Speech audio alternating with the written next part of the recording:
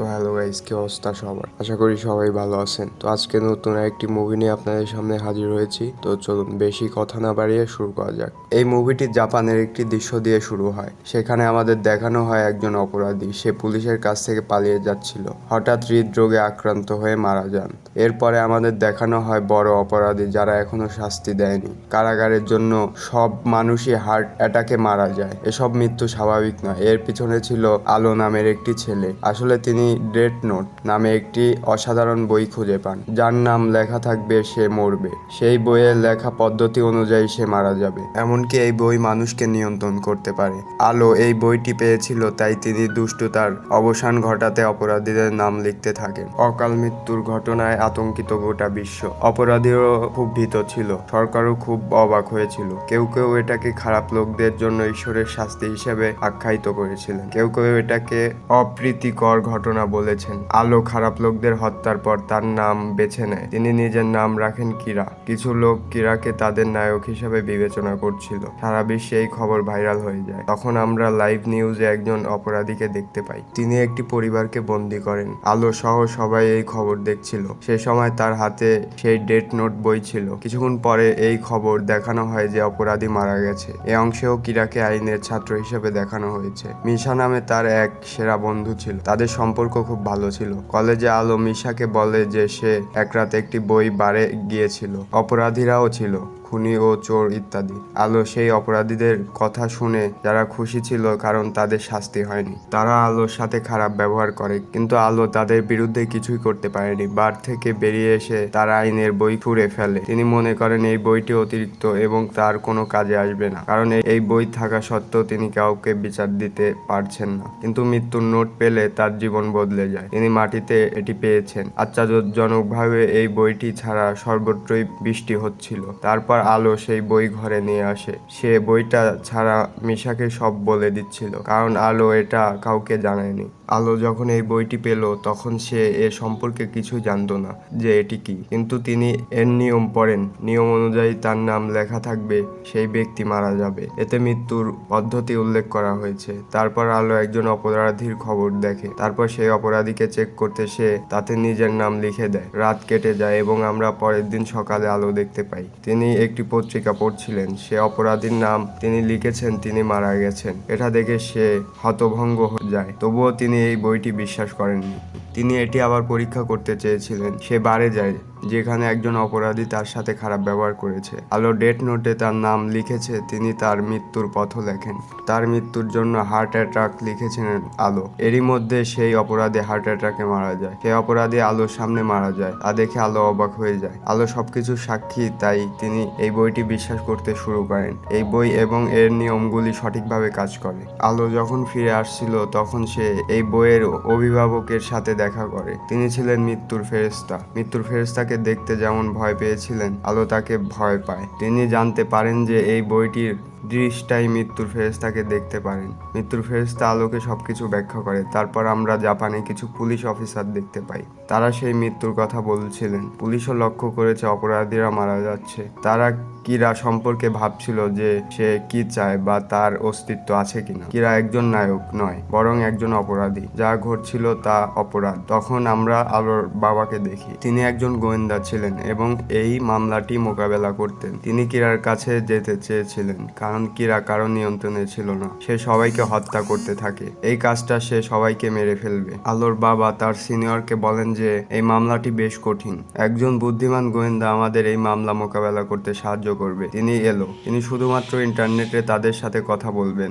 এর আসল নাম কেউ জানতো না এবং কেউ তার মুখও দেখেনি। তিনি ইতিমধ্যে কিরা সম্পর্কে অনেক অনুসন্ধান করেছেন। এতে তিনি সফল হন। কিরা সম্পর্কে কেউ বিশ্বাস করেনি, কিন্তু মানুষকে বলেছিল যে এগুলো প্রাকৃতিক মৃত্যু নয়, কারণ এবছর অনেক মানুষ মারা গেছে। বেশিরভাগ মানুষই হার্ট অ্যাটাকে মারা গেছে। যারা হার্ট অ্যাটাকে মারা গেছেন তারা চিকিৎসাগতভাবে স্বাভাবিক ছিলেন। আলো এই বইটি দীর্ঘকাল ধরে রেখেছিল। এই বইয়ের কারণে আলো এত বুদ্ধিমান হয়েছে। তারপর আমরা মৃত্যুর দেবদূত এবং কিরাকে খুব কাছ থেকে দেখতে পাই। তারা একসাথে রাখলো। আলো বলতো অপরাধীদের মেরে পৃথিবী বদলে দেবে। তাদের মৃত্যু হলে পৃথিবী অপরাধ মুক্ত হবে। তারপর আমরা পত্রিকায় দেখি যে তার মুখ প্রকাশ করেছে। তিনি কিরা নিয়ে আলোচনা করছিলেন। সেই কিরা একজন নায়ক নয়, একজন হত্যাকারী। আমরা শীঘ্রই তাকে ধরব। কথাটা শুনে আলোর খারাপ লাগে। এলকে থামাতে এবং মানুষকে জানাতে যে কেউ কিরাকে পরাজিত করতে পারবে না, সে তাতে এল এর নাম লেখে। হঠাৎ টেলিভিশনে এল হার্ট অ্যাটাক হয়, সে মারা গেছে। সবাই অবাক হয়ে যায় এবং এল এটা দেখে খুশি হয়। আলো স্বীকার করে যে তিনি আসল এল নন। তখন আমরা দেখি আসল এল তার মুখ না দেখিয়ে টেলিভিশনে কথা বলছে। সে বলে, কিরা, আমি আসল এল। এই ট্রান্সমিশনটি শুধুমাত্র জাপানে সম্প্রচারিত হয়েছে, তাই এটি নিশ্চিত করা হয়েছে যে আপনি জাপান থেকে এসেছেন। তিনি বলেছেন যে আপনি কেবল সেই ব্যক্তিকে হত্যা করতে পারেন যার নাম এবং চেহারা আপনি জানেন। আলো খুব চিন্তিত ছিল কারণ সে ভাবছিল কেউ তাকে ধরতে পারবে না। তিনি উদ্বিগ্ন ছিলেন কারণ এখানে এল তার বিপক্ষে। আলো তার নাম জানতো না এবং তার মুখও দেখেনি। এরপরে এল এবং কিরা এই লড়াই নিয়ে বিস্তর আলোচনা করছেন। এল বলেছে, আমি একজন বিচার প্রার্থী এবং সে খুনি, অতএব আমি কিরাকে শাস্তি দেব। মৃত্যুর ফেরেশতা কিরাকে সাহায্য করার ক্ষমতাহীন ছিলেন কারণ তিনি কেবল কিরা দ্বারা উপলব্ধি করতে পারেন। তবুও তিনি কাউকে সমর্থন করা থেকে বিরত থাকেন। তারপর আমরা দেখতে পাই যে এল এর মৃত্যুর তথ্য বের করে। তিনি স্বীকার করেন যে স্কুল কলেজ ছুটির পর এই মৃত্যু ঘটে, তার মানে কিরা কলেজের ছাত্রী। তারপর সবাই আলোকে সন্দেহ করে কারণ তার বাবা একজন গোয়েন্দা ছিলেন এবং এই মামলায় তদন্ত করছেন। আলো তার বাবার তথ্য অ্যাক্সেস করতে পারে, তাই তাকে সন্দেহ করা হচ্ছে। সবাই জানতো যে সে কলেজের সময় পড়ে, মানুষ হত্যা করে, তাই কিরা তার পড়াশোনার সময়ও মানুষ হত্যা শুরু করে। এল বলেছে যে সে অবশ্যই একজন ছাত্র এবং সে স্কুলের সময় মানুষ হত্যা করে, আমাদের বিভ্রান্ত করার চেষ্টা করেছে। এল খুঁজে পায় যে কিরার ডাটাবেসে অ্যাক্সেস আছে, অতএব এল তার বাবাকে বলে এবং সে ডাটাবেসে অ্যাক্সেস পেতে পারে। তিনি বলেছেন কিরা অবশ্যই একজন পুলিশ অফিসার বা আমাদের কাছের একজন হতে হবে। কিছুদিন পর আলো বুঝতে পারে যে পুলিশ তার উপর নজর রাখছে, তার পেছনে কয়েকজন গোয়েন্দা। কিরা এল থেকে মুক্তি পেতে চেয়েছিল। মৃত্যুর ফেরেশতা বলেন, একজন ব্যক্তির নাম এবং তার জীবনে কত বছর বাকি থাকে আমি সবই জানি। তারপর আলো মৃত্যুর দেবদূতকে তার আসল নাম সম্পর্কে জিজ্ঞাসা করে। বিনিময়ে মৃত্যুর ফেরেশতা তার জীবন চায়, কিন্তু আলো স্পষ্টভাবে প্রত্যাখ্যান করে। সে এজেন্ট আলোর পিছনে ছিল। আলো তাকে পরিত্রাণ পেতে কিছু পরিকল্পনা করে। তারপর আলো এবং মিশা একটি বাসে যায় এবং সেই এজেন্টও সেখানে আসে। তখন আলো ওই এজেন্টটাকে জিজ্ঞেস করে, তুমি আমাকে ফলো করছো কেন?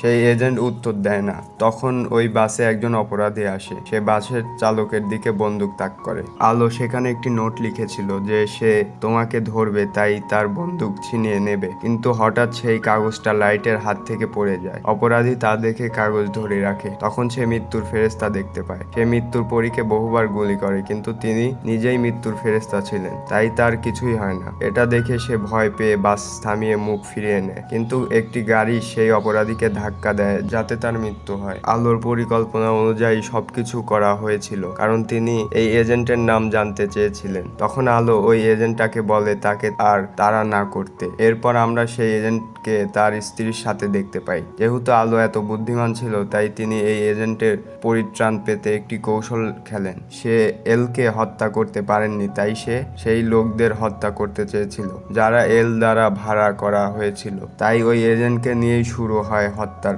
ধারা।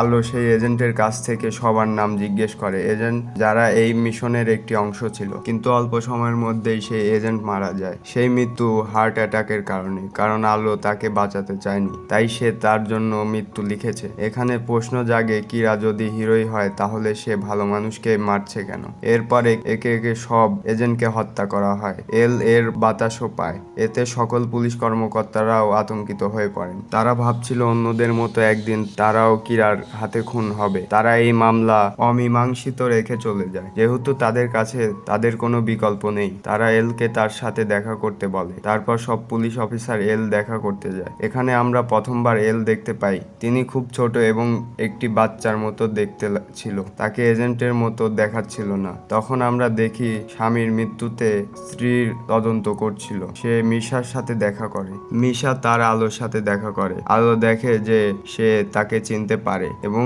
বলে, তুমি আমার ক্ষতি করতে পারবে না কারণ তুমি আমার আসল নাম জানো না। এই বলে সে চলে যায়। এই কথা শুনে মিশা হতবাক হয়ে যায় এবং আলো ভয় পেয়ে যায় যে তার গোপন কথা সবার কাছে প্রকাশ হয়ে যাচ্ছে। তারপর আমরা দেখি এল লাইট এর ঘরে ক্যামেরা ঠিক করছে। লাইটস যখন এই সম্পর্কে জানতে পারে তখন সে তাদের সন্দেহের সুযোগ না দেওয়ার জন্য কিছু করে না। সে এমনভাবে প্রতিক্রিয়া জানায় যেন সে কিছুই জানে না এবং সবকিছু স্বাভাবিক। তারপর টেলিভিশনে একটি অপরাধী ব্রেক সম্পর্কে খবর। অন্যদিকে সবাই আলোর উপর নজর রাখছিল যে সে কিছু করবে। সে অপরাধীদের হত্যা করা হয়, এমনকি আলো তাকে টিভিতে দেখেনি। এই কারণে এল ব্যতীত সবাই আলো সম্পর্কে তাদের সন্দেহ দূর করে। আমরা দেখি যে আলো গোপনে তার কাজ করছিল, তার মানে সে এখনো মানুষ হত্যা করছে। এরপরে লাইটের ঘরে থেকে সমস্ত ক্যামেরা সরানো হয়। মনে হচ্ছিল সব স্বাভাবিক হয়ে গেছে, কিন্তু এই এজেন্টের স্ত্রী তখনও মামলার তদন্ত করছিলেন। সে এলকে ফোন করে বলে, আমি আমার জীবনের ঝুঁকি নিচ্ছি, কিন্তু আমি প্রমাণ করব যে আলো কিরা।